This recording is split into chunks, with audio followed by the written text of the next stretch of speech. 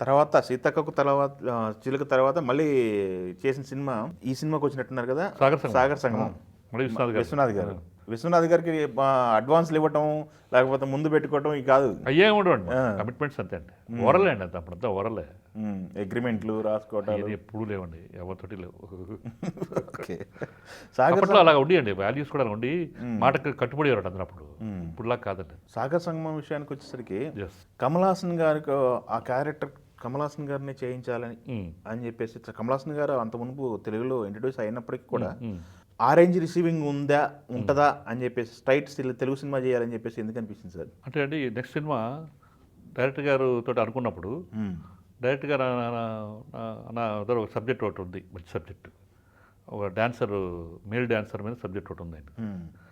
అప్పుడు నాన్నగారే అడిగారు, మనం మ్యూజిక్ మీద చేసాం, ఎక్కడికో మనం తీసుకెళ్ళాం, వైనాట్ మీ దగ్గర ఉంది కాబట్టి, క్లాసికల్ డ్యాన్స్ మీద ఉంది కాబట్టి అది ఎందుకు చేయకూడదు అని అంటే డెఫినెట్గా అని మెల్లిగా అది ఆ ప్రపోజల్ ఇదైంది, కన్ఫర్మ్ అయింది. అప్పుడు నేను ఇది చేస్తే మాత్రం కమల్తోటే చెయ్యాలి నేను. డైరెక్టర్ గారు ఆయన దృష్టిలో పెట్టిన రాశాడు కదా male dancer. Okay. Kamal Haasan తోటే చెయ్యాలి, మరి కమల్ హాసన్ నువ్వు తెచ్చుకోగలవా అంటే ట్రై చేద్దామండి, ఏది కుదిరితే ట్రై చేద్దామని ఇంకా మొదలుపెట్టాడు నాన్నగారు. నేను కూడా రోజు ఎక్కడ ఉంటే అక్కడికి వెళ్ళిపోయేవాళ్ళం. కమల్ హాసన్ గారి కోసం 6 నెలలు తిరిగాం. ఏం ఒప్పుకోలేదు అంత ఈజీగా? లేదు, ఆయన పాపం సబ్జెక్ట్ తెలుసు ఆయనకి, డైరెక్ట్గా తెలుసు సబ్జెక్ట్ ఆయనకి, కానీ ఒక చిన్న కారణం వల్ల ఆయన ఆలోచన పడ్డాడు పాపం. అంటే దాంట్లో ఏజ్డ్ క్యారెక్టర్ ఉంటుంది ఎక్కువ. అవును, రెండు ఉంటాయి, ఏజ్డ్ ఇది ఉంటాయి. అంతకుముందు తమిళ్లో అయినా కడల్ మీన్ గల్ అనే ఒక సినిమా ఇలాగే చేశాడు, ఏజ్డ్ క్యారెక్టర్ చేసి అది రిసీవ్ చేసుకోవాలి జనాలు. Okay okay. చాలా పెద్ద ఫ్లాప్ అయింది అప్పుడు. ప్లస్ అప్పటికి మేము సాగర్ సంగమం చేసే టైంకి మంచి యూత్ఫుల్ బాయ్, ఏక్ దూజేకి వెళ్ళి మరో చరిత్ర, అసలు యూత్లోను లేడీస్లోను ముచ్చ ఫాలోయింగ్, నా ఇమేజ్ మొత్తం ఇదవుతుందా అని చిన్న డౌట్లో పడ్డాడు పాపం అప్పుడు. ఓహో. డౌట్లో పడి అప్పుడు తర్వాత మళ్ళీ అలా ఆ టైం అవగా విశ్వనాథ్ గారిని కనిపించడం జరిగింది. మొత్తానికి ఒకసారి కనిపించినప్పుడు ఆయన ట్రీట్మెంట్ మొత్తం చెప్పారు. ఒకేసారి ఏజ్ రాదు, ఒకేసారి యంగ్ రాదు, స్క్రీన్ ప్లే మీకు. అందుకని సాగర్ సినిమా చూస్తున్నప్పుడు మీకు కొంచెంసేపు ముసలోడు ఉంటాడు, కొంచెంసేపు యంగ్ ఉంటాడు. అవును, స్క్రీన్ ప్లే అలా డిజైన్ చేశారు ఆయన. అవును. సో మొనాటనీ లేకుండా అలా డిజైన్ చేసేసరికి ఈ యాక్సెప్టెడ్, కన్విన్స్ అయిపోయాడు ఆయన. ఓకే. కన్విన్స్ అయ్యి మనం చేద్దాం ఓకే అని అలా యాక్సెప్ట్ చేయడం జరిగింది. అదే తప్ప ఆయనకి సబ్జెక్ట్ మీద ముందటి నుంచి ఇష్టం. ఆ సబ్జెక్ట్కి కూడా ఎవరిని అనుకోలేదు కూడా. దాంట్లో సాగర్ సంగమం చూసుకున్నట్టయితే మళ్ళీ జయప్రద గారితో చేయించారు.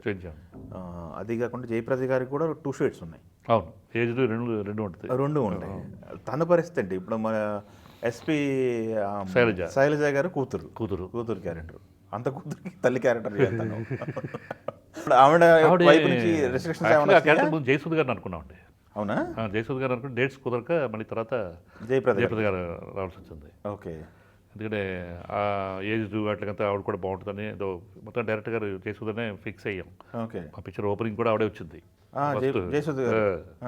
సో అనుకోకుండా డేట్స్ కమల్ హాసన్ గారి డేట్స్కి దీనికి ఇవిడికి మ్యాచ్ అవ్వక జయప్రద గారి దానికి అప్పుడే మరి ఇష్యూస్ అవ్వలేదా? జయసూద్ గారిని తీసేసి జయప్రద గారిని పెట్టారు సినిమా నుంచి. అప్పుడు ఉండేది కదా సార్ సోషల్ మీడియా, అది మనం అవునా?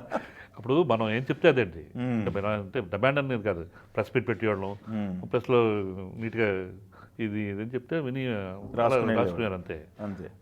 కాపీ పేస్ట్లు కాదు. ఓకే.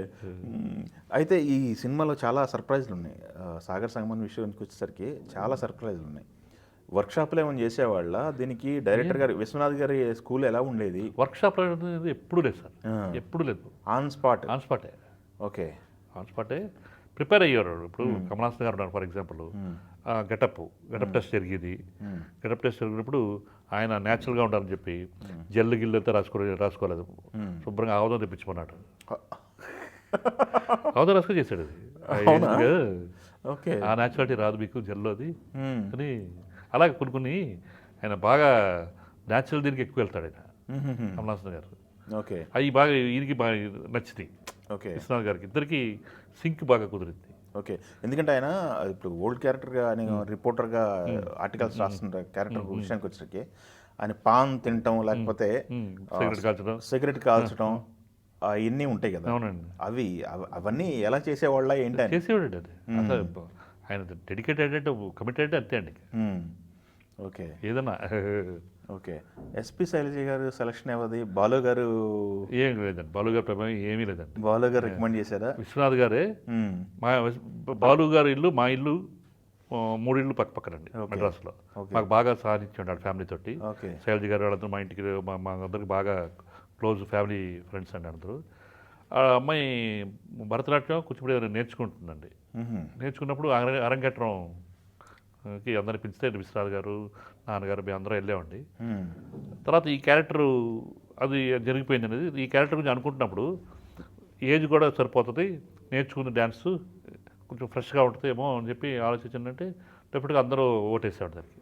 డెఫినెట్గా బాగుంటుంది అబ్బాయి ఓకే. వేస్తే బాలు గారిని నువ్వే అడుగురా నాయసర్, నేను అడగను అని అంటే నాన్నగారు వెళ్ళి బాలు గారి ఫాదర్ని అప్పుడు ఆయన ఉన్నారు అడిగితే, నీ అన్నయ్య సినిమా కాబట్టి, అన్నయ్య అంటే విశ్వనాథ్ గారి సినిమా, మీరందరూ మాకు కావాల్సిన వాళ్ళు దాని దృష్టి దీంతో ఒప్పుకుంటాను తప్ప మీరు జాగ్రత్తగా మీరు ఎలాగ నాన్నగారు హామీ ఇచ్చారు, మా పిల్లల్ని అలా చూసుకుంటా అలా చూసుకుంటాను, నేను నీకు ఎందుకు వదిలే సినిమా అంటే నీకు ఏమీ అవ్వద్దు, నేను దగ్గరుండి నాది బాధ్యత అని చెప్పి అలాగే అది చెప్పి నీ మీద నమ్మకం ఉంది నాగేశ్వరరావు, అందరూ మనంతా ఒకటేది కదా, అందుకోసం నా అన్నయ్య సినిమా మీరు అందరిది చేస్తారు కాబట్టి ఒప్పుకున్నాను.